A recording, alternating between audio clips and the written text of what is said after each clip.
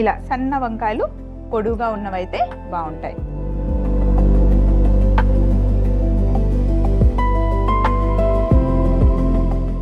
వంకాయలు కట్ చేసుకున్న తర్వాత వీటిని నూనెలో వేసి సగం కుక్ చేసుకోవాలి.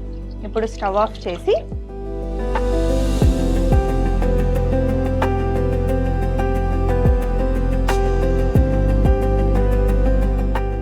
వంకాయల్ని ఇలా ప్లేట్లోకి తీసుకున్నాం కదా, అలాగే ఇంకొక సైడ్కి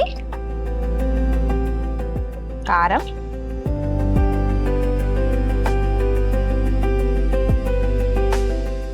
చాట్ మసాలా,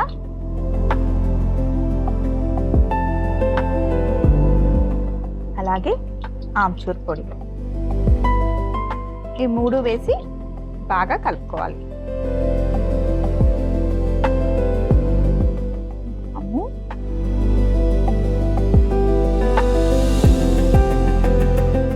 నీళ్లు వేసి ఉండలు లేకుండా కలుపుకోవాలి.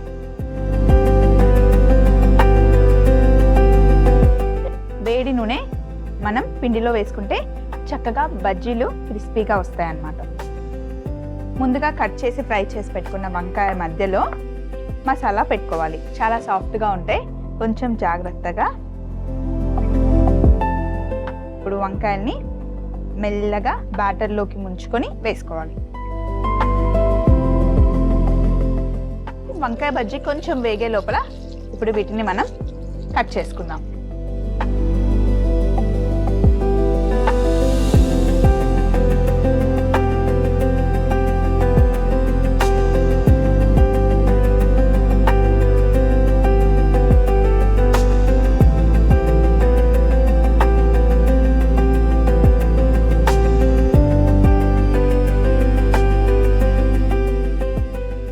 కట్ బజ్జీ కూడా వేగిపోయాయి చూడండి, మంచి కలర్ వచ్చాయి.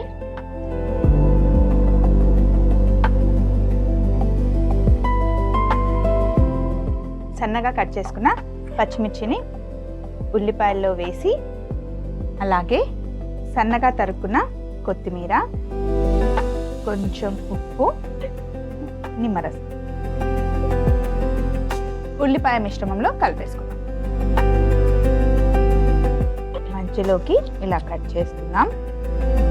కట్ చేసుకున్న దాంట్లో మనం ముందుగా తయారు చేసి పెట్టుకున్న ఉల్లిపాయ మిశ్రమం పెట్టుకోవాలి.